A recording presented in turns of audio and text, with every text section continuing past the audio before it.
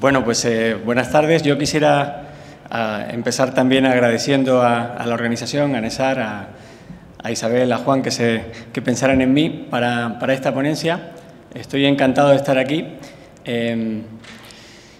Soy un completo inexperto de vuestro sector, sé absolutamente nada, o de hecho lo único que sé es lo que he podido aprender en las últimas 2 sesiones, que he podido estar escuchando atentamente algunos de los retos a los que se enfrenta vuestro sector, pero sin embargo sí pienso que tengo algunos mensajes que os pueden ser útiles para afrontar este momento tan especial que estamos viviendo, ¿no? Yo os quiero hablar básicamente de 2 cosas. Una, de tecnología, se ha hablado brevemente y os quiero contar que esto no ha acabado, que más bien está empezando, o sea que hay que prepararse un poco para esa transformación tecnológica. Y en segundo lugar, hablaros de cómo Google, empresa percibida como una de las más innovadoras del mundo, se prepara para esa tormenta perfecta de tecnologías. Y lo quiero compartir no para presumir, sino porque pienso que algunas de las recetas que nosotros aplicamos son perfectamente aplicables a cualquiera de vuestras empresas, independientemente de que seáis una empresa de 5 o 10 empleados o que podáis ser una de las grandes compañías del sector del juego en España, ¿no? Entonces, el término de transformación es un término que empieza a estar bastante manido, pero sin embargo pienso que muchas veces en los empresarios nos olvidamos de la magnitud de lo que está ocurriendo, ¿no? Pensamos en esto de los brotes verdes, en los cambios políticos en España y en estas otras cosas más o menos cíclicas y nos olvidamos de algo que lo está cambiando todo, completamente todo, y es precisamente esta transformación que está ocurriendo de forma acelerada, ¿no? Cuando hablo de transformación me gusta poner una fotografía, que también es un poco antigua. Esto es la proclamación del Papa Benedicto XVI en la Plaza de San Pedro el 19 de abril del año 2005. Y esto otro es la proclamación del Papa Francisco en el año 2013. Entonces, ¿por qué me gusta la slide? De nuevo, es una slide para poder hablar largo y tendido de ella. Primero, porque todos nos identificamos en ella. Ya se comentó esta mañana, todos tenéis un smartphone que os acompaña, es probablemente un elemento indispensable en vuestra vida desde hace tan solo unos años y por lo tanto nos reconocemos en la imagen, ¿no?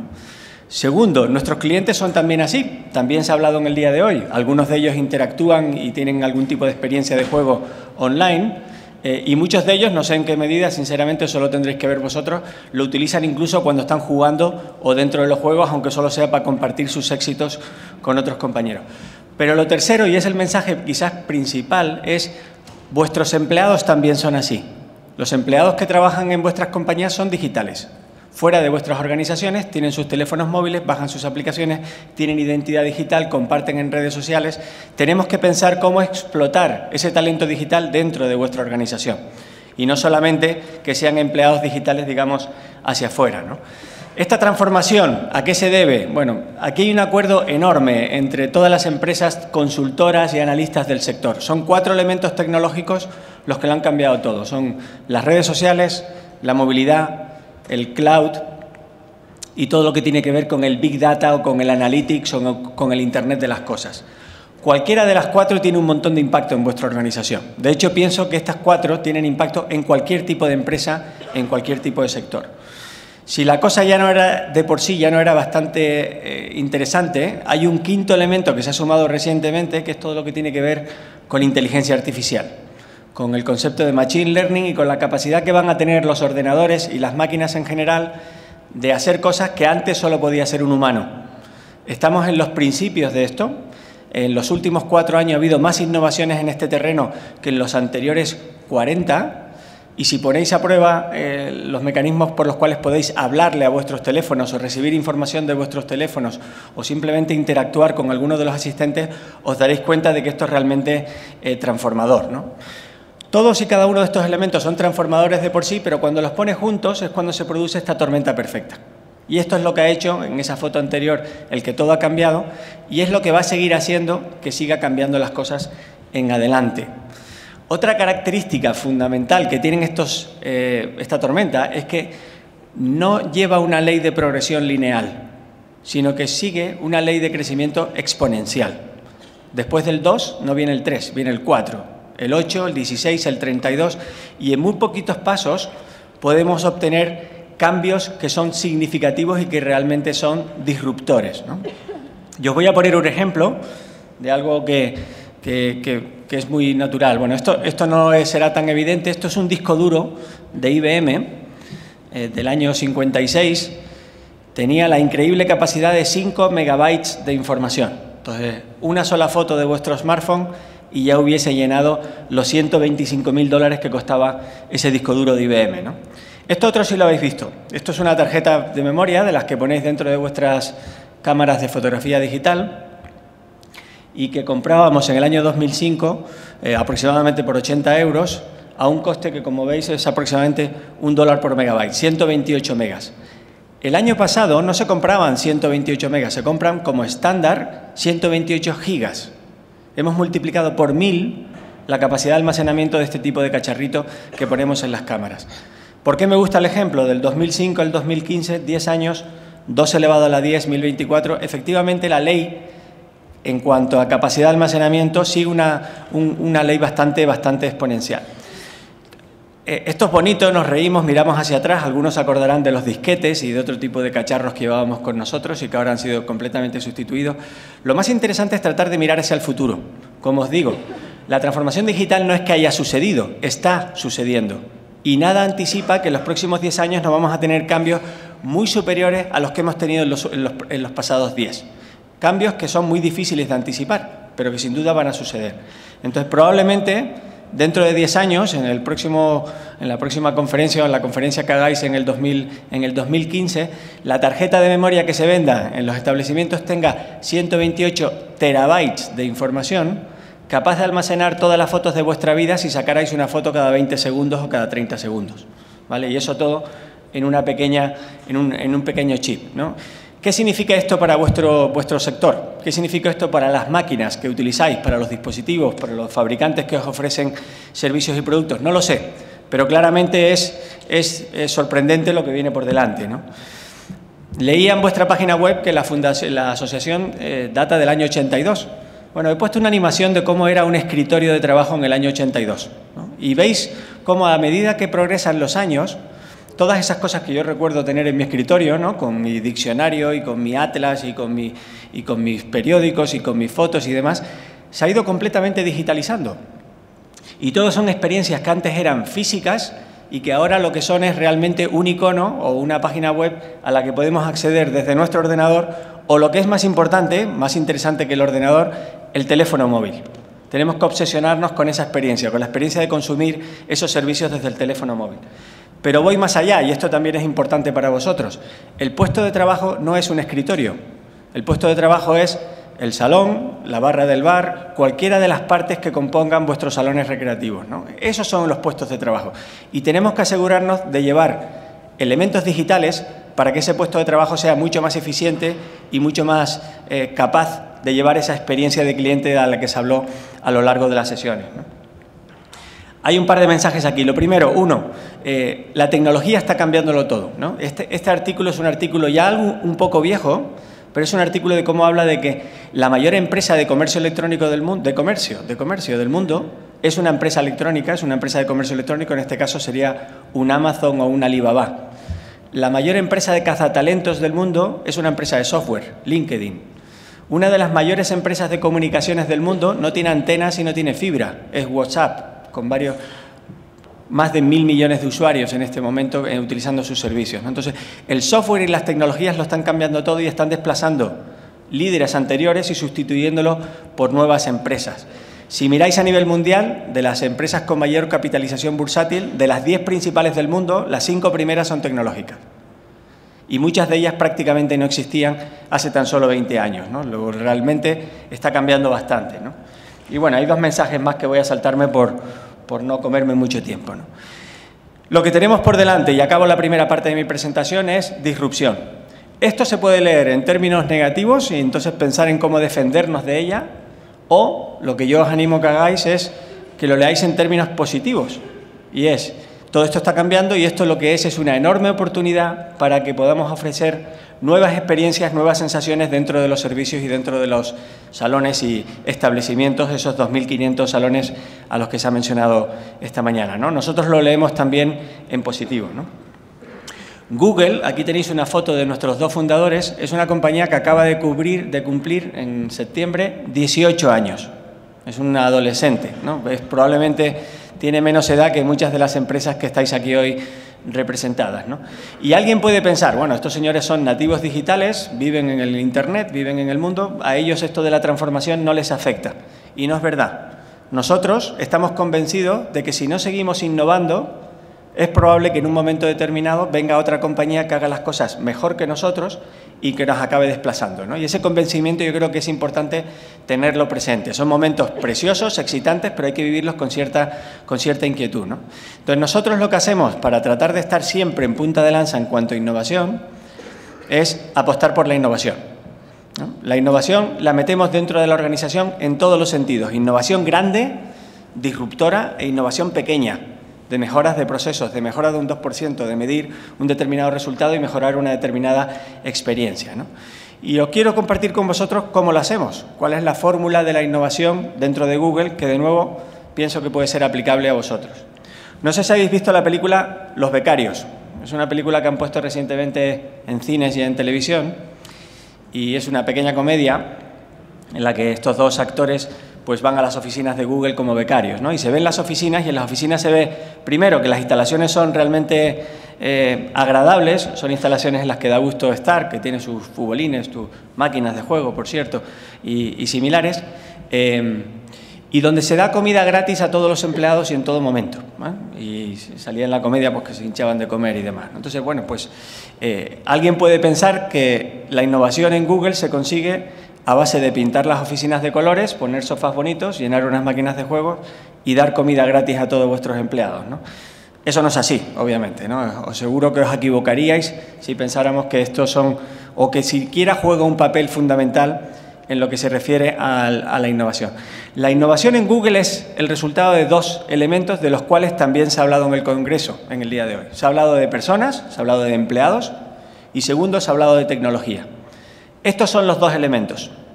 Y si me tengo que quedar con uno, me quedo con el de empleados, con las personas, porque en el fondo la tecnología no deja de ser un subproducto o un resultado de contratar a las personas correctas que en un momento determinado contraten o fabriquen la tecnología que necesitamos dentro de nuestras organizaciones, ¿no?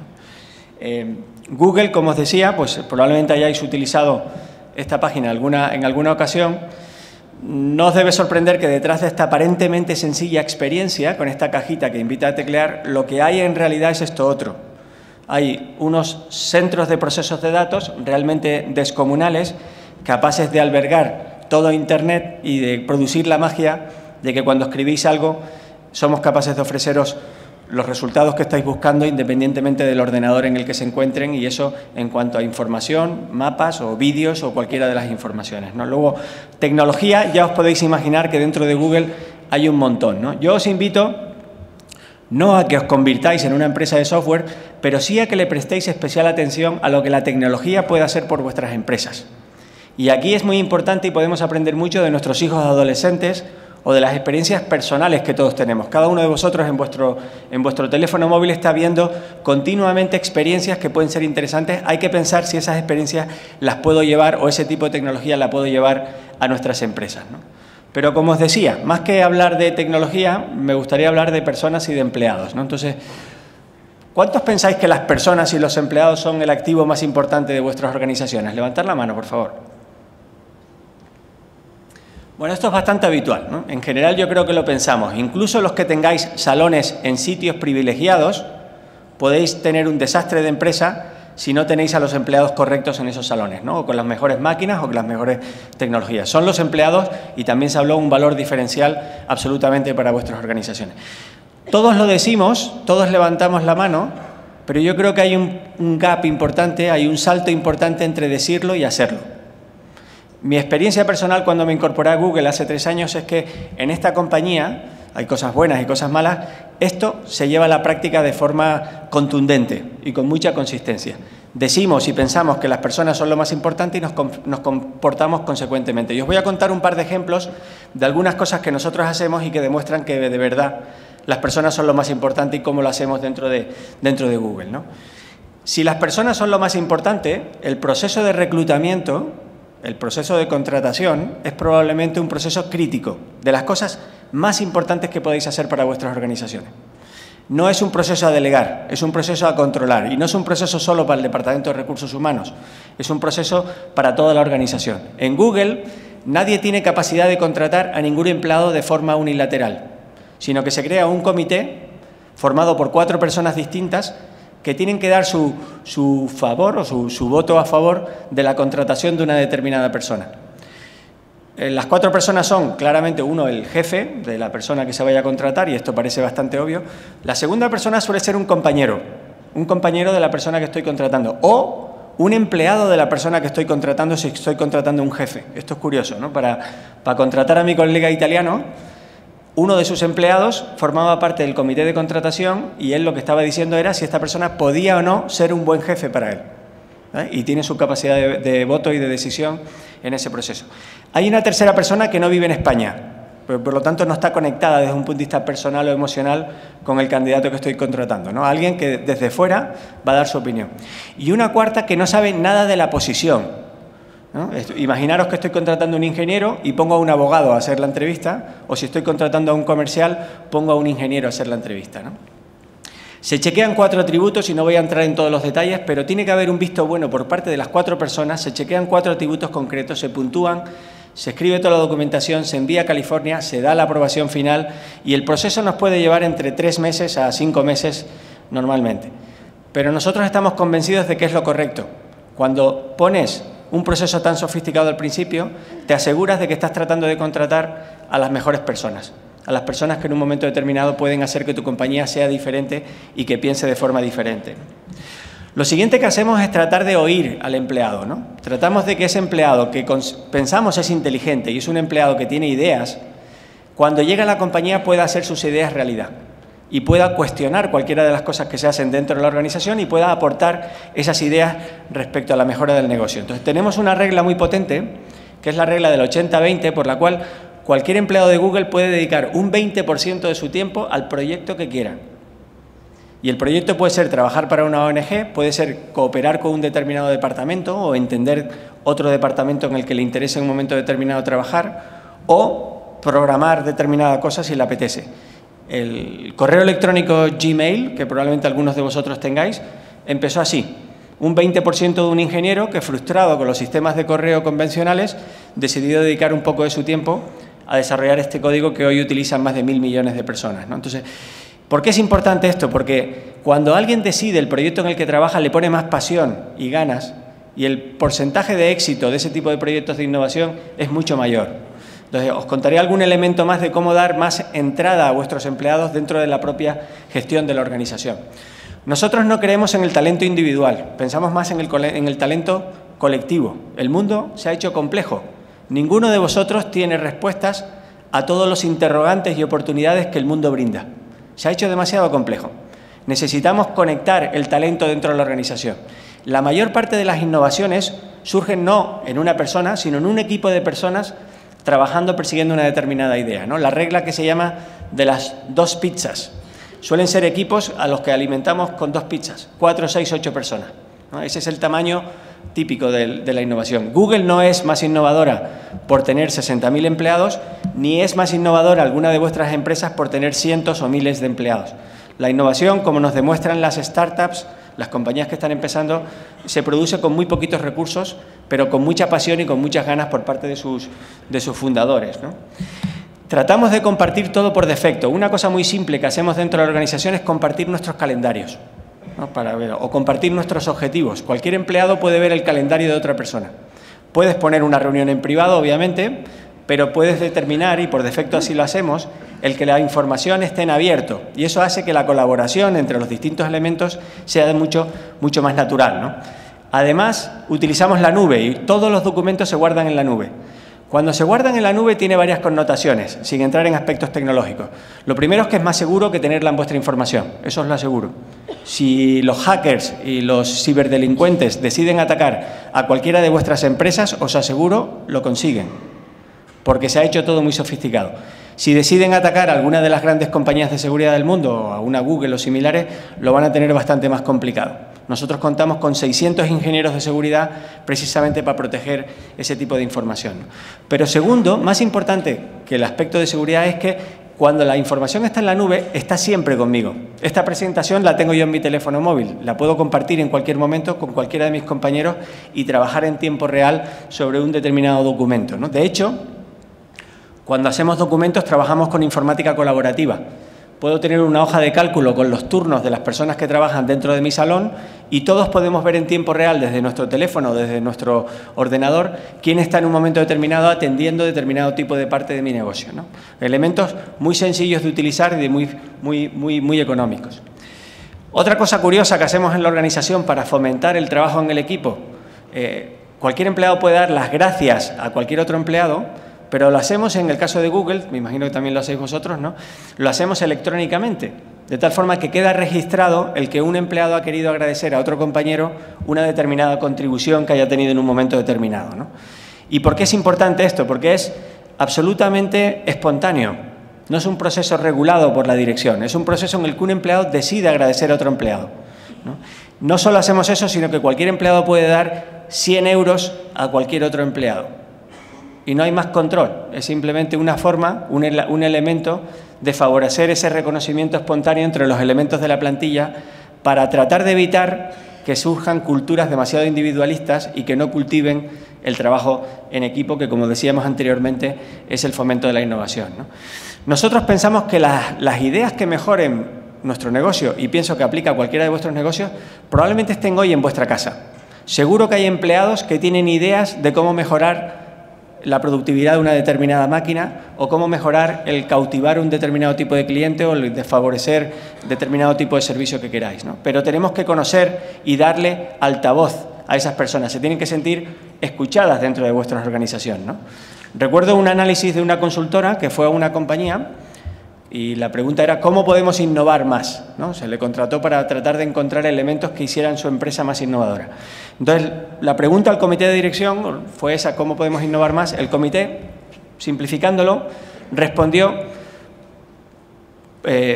no innovamos más porque nos faltan ideas. Si yo tuviera más ideas, podría ser más innovadora, ¿no? Esa misma pregunta se hizo al resto de empleados, no al comité de dirección. Y la respuesta fue, no innovamos más porque nadie nos escucha. Y muchas veces eso es así en las organizaciones. Tenemos quien toma la decisión y quien tiene las ideas y no siempre están conectadas. Necesitamos crear un entorno en el que eso se pueda realizar. Os cuento una forma en la que la hacemos en Google que puede parecer interesante o curiosa, ¿no? Nosotros todos los jueves celebramos un evento que se llama TGIF, Thanks God It's Friday, pero se celebra los jueves, no los viernes, para que nuestros compañeros de Asia se puedan conectar. La dirección de la compañía, nuestros máximos representantes, todos los jueves dedica 1 hora y media a compartir con el resto de la organización cómo va la empresa. Y puede ser para hablar de los coches sin conductor, o puede ser para hablar de los nuevos dispositivos Android o de cualquier tema. Un compromiso claro y evidente por parte de la dirección de que haya transparencia en cuanto a la información dentro de la organización. Lo hacemos desde una cafetería en California, es una cafetería en la que caben más o menos 200 personas, pero cualquier persona se puede conectar en remoto a través de videoconferencia y participar de esa sesión todos los jueves. Más interesante que eso es que podemos hacer preguntas. De la hora y media, 45 minutos es conferencia, 45 minutos son preguntas y respuestas. Cualquier persona puede hacer una pregunta. Y tenemos una herramienta pequeñita, sencilla, muy simple, que hace todavía más potente este proceso. No solo puedes hacer una pregunta, sino que puedes ver las preguntas que tus compañeros están haciendo.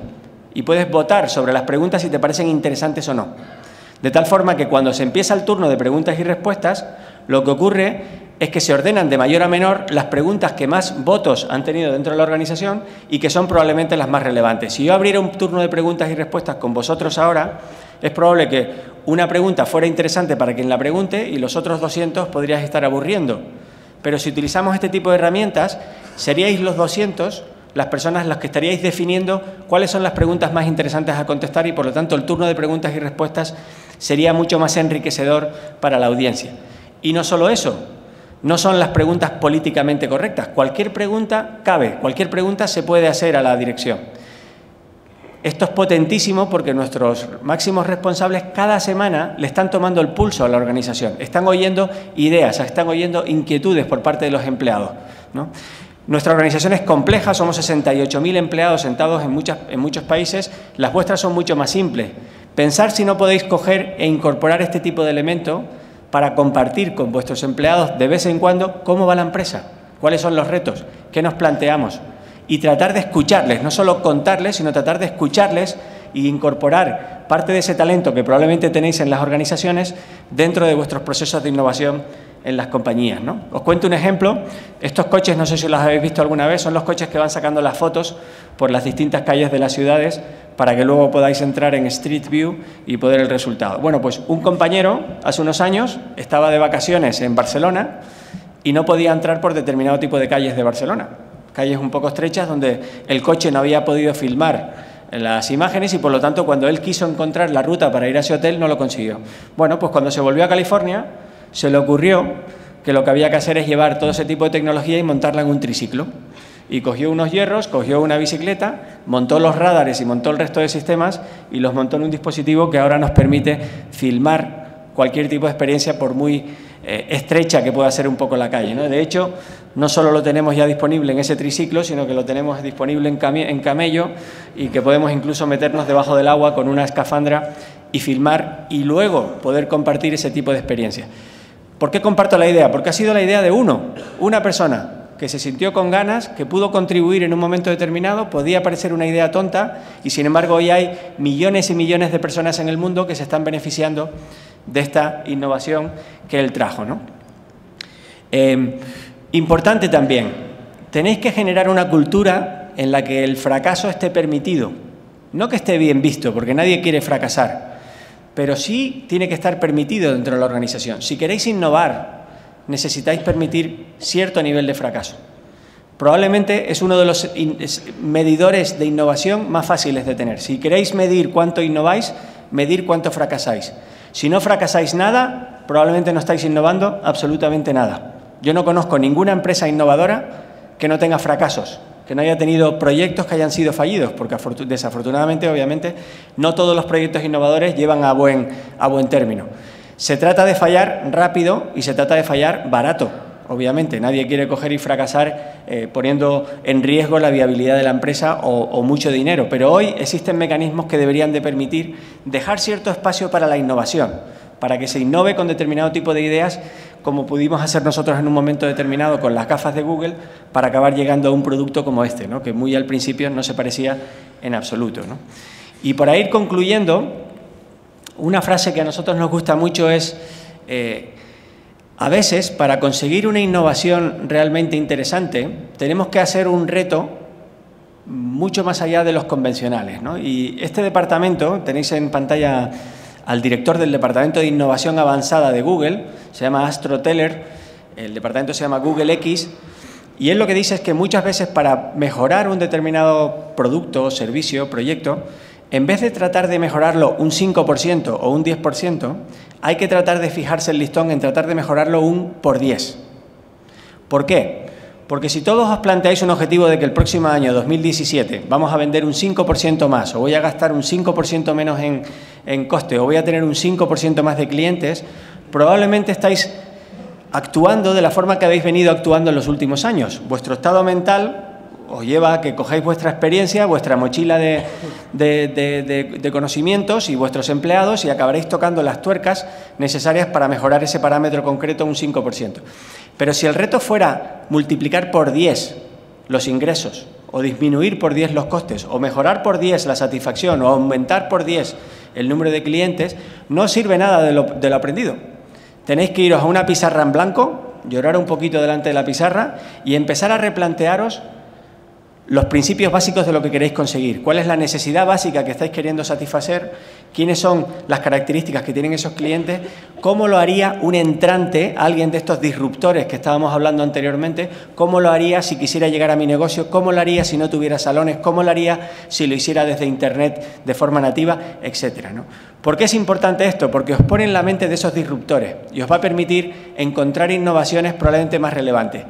¿Es fácil mejorar un por 10? Claramente no. Pero incluso si fracasáis en ese por 10 y os quedáis en un por 2, habréis conseguido mucha más mejora de que si os planteáis solo en el 10%, pero sobre todo ese aspecto de estado mental. Entonces, tratar de identificar 1 o 2 proyectos, no más, en los cuales el planteamiento sea más agresivo, en el que fijéis un listón un poquito más alto y que veáis qué es lo que puede salir, ¿no? He querido poner una frase que también me parece inspiradora, ¿no? La bombilla no se descubrió tratando de mejorar la vela, ¿no? Son este tipo de pensamiento lateral, un poco disruptor, en el que a veces ni siquiera sabes si vas a llegar a buen término, pero que en un momento determinado te pone en ese modo de pensamiento, de disrupción o de replanteamiento, en el que de nuevo la tormenta perfecta hace posible, en el que cosas que se intentaron hace 10 años, 15 años o 20 años no eran posibles, hoy sí pueden serlo, ¿no? Y puede ser que sea mucho más fácil implementarlo. Eso es lo que estamos haciendo en Google con algunos de los proyectos en los que estamos trabajando. Los coches sin conductor hace 5 años eran una ilusión, un sueño. Probablemente si os hubiese preguntado a muchos de vosotros si iba a haber coches que condujeran solos, muchos hubiésemos dicho que no. Hoy prácticamente son una realidad, ¿no? Ya llevamos 3 millones de kilómetros en las carreteras con coches sin conductor autónomos de Google funcionando muy bien, y ya no solo un tema de Google, ahora está la industria completamente volcada, ¿no? Igual que hablo de los coches sin conductor, hablo de esas lentillas que tenéis en pantalla. Son unas lentillas capaces de medir el nivel de glucosa en sangre a través de la lágrima del ojo, sin necesidad de tener que extraer o hacer un pinchazo de sangre, y monitorizar en tiempo real, en este caso, esta constante vital, ¿no? El nivel de glucosa. Imaginaros cómo puede cambiar la vida de una persona simplemente con esa monitorización en tiempo real, ¿no? Y algunos de los otros elementos o innovaciones que estamos fabricando, ¿no? Concluyo. Nosotros en Google pensamos que el momento es excitante, es un momento que nos gusta vivir, como decimos, de forma con ilusión, pero con cierta incomodidad, ¿no? Yo creo que hay que ver el mundo lleno de oportunidad más que de reto. Hay que verlo más en ofensivo que en defensivo, porque yo creo que hay una oportunidad enorme y vosotros ya tenéis unos activos que podéis poner a jugar en vuestro favor en este mundo cambiante, pero de nuevo, lo más peligroso es no tomar ningún riesgo. Lo más peligroso es relajarse tranquilamente en el sofá y pensar que esto va a pasar, o que la transformación ya sucedió y que por lo tanto ya no vienen más cambios, ¿no? Tenemos que estar preparados para esos cambios exponenciales que nos van a seguir acompañando durante unos años, pero que yo estoy seguro que nos van a mejorar la vida a todos en general, y espero vuestros negocios en particular en los próximos años. Y sin más, espero que os haya podido resultar interesante, que hayáis podido sacar alguna idea para vuestros negocios o para vuestras empresas. Muchísimas gracias a todos.